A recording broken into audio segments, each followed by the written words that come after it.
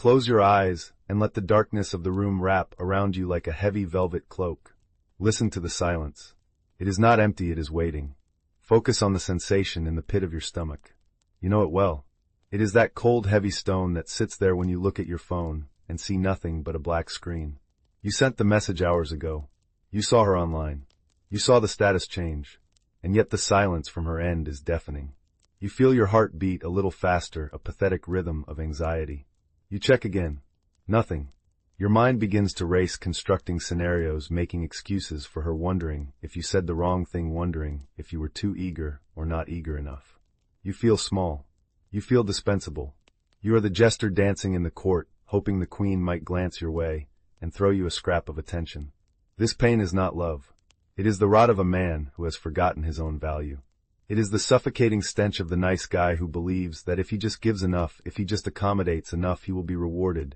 If you are ready to burn the version of yourself that begs for crumbs and rise from the ash as the man who commands respect, then your journey begins right here. This is not for the weak of spirit. This is for the few. Join the order. Subscribe now and never look back at the man you used to be. Let us dissect the illusion that has enslaved you. You have been sold a lie since the moment you could speak. Society, the movies, your mother, and the poets, they all told you that to win a woman's heart, you must be open, available, and endlessly giving. They told you that devotion is the currency of desire. They lied. Look at nature. Does the gazelle admire the grass that lays itself flat to be eaten? No. The gazelle respects the lion because the lion is dangerous. The lion is scarce.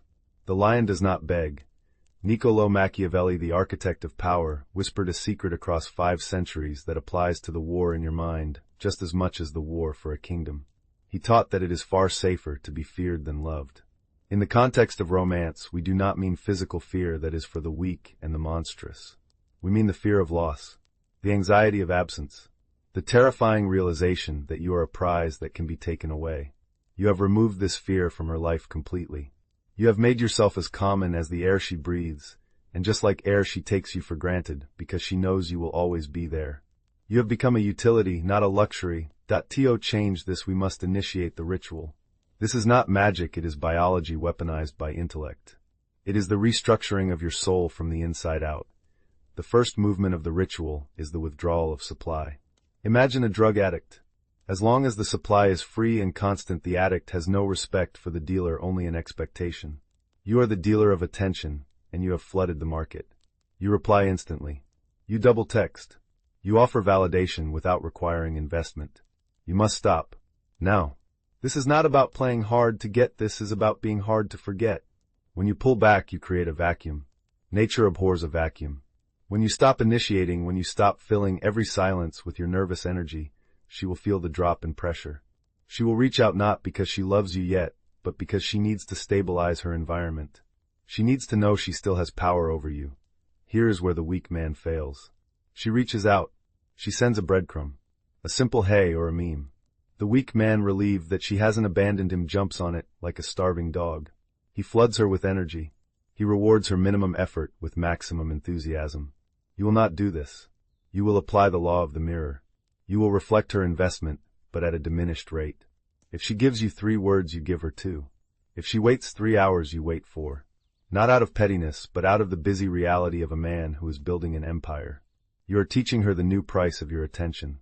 You are training her to understand that your validation is earned, not given. The second movement is the cultivation of uncertainty. Machiavelli knew that a predictable ruler is easily overthrown. A predictable man is easily bored. You have become an open book, and she has read every page. There is no mystery left. You tell her your whole day. You tell her your fears. You vomit your emotions onto her lap, thinking it creates intimacy. It does not. It creates exhaustion. You must become the fog. You must be vaguely threatening in your competence and obscure in your movements. When she asks what you are doing, you do not give her a play-by-play. You say you are handling business.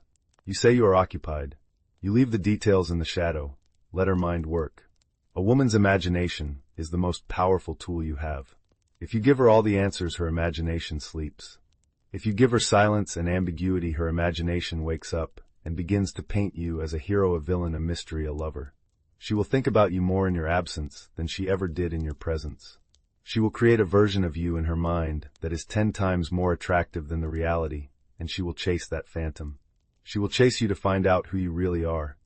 The third movement is the emotional fortress. This is the Stoic core. The weak man reacts. He is a leaf in the wind blown about by her moods. If she is cold, he is anxious. If she is warm, he is euphoric. This makes her the master of your reality. This repulses her at a primal level because she wants a rock, not a leaf. She wants to know that if the storm comes, you will not move. When she tests you, and she will test you, she will pull away, she will provoke, she will try to make you jealous. You must remain absolutely still. You must look at her emotional storms with the detachment of a scientist observing a reaction in a beaker. Do not get angry. Anger implies you care. Anger implies she hurt you. Instead, employ amusement.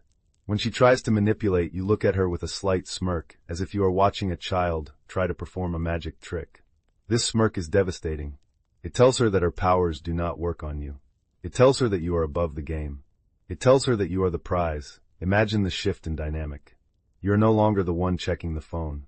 You are the one leaving the phone in the other room while you work on your body, your mind, your finances. You are the one who is scarce. You are the one who is valuable. Feel the weight of the armor settling on your shoulders. It is not heavy, it is grounding. You are turning into the strategist. The strategist does not negotiate desire, he commands it through his conduct. Now visualize the interaction.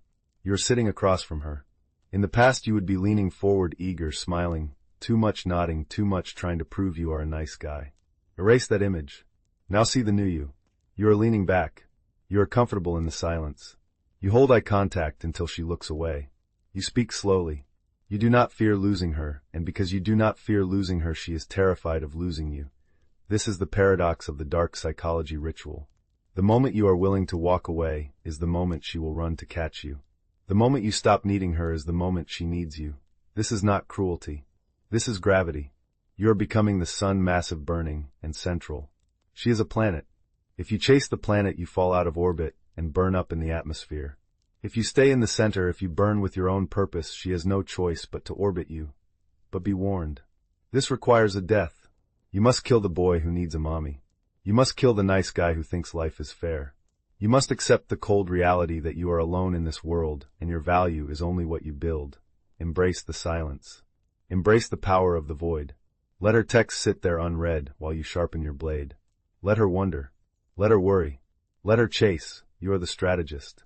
You are the rock against which the waves crash and break. You do not move. Walk out into the world today with this secret. Carry it in your chest like a hidden weapon. When you feel the urge to apologize, suppress it. When you feel the urge to explain yourself, swallow it. When you feel the need to seek validation, kill it. Watch the eyes of the people around you change. Watch how they step aside when you walk. Watch how she looks at you not with pity, but with a new unfamiliar light. That light is respect, and it is the only light worth standing in. The ritual has begun. Do not break it.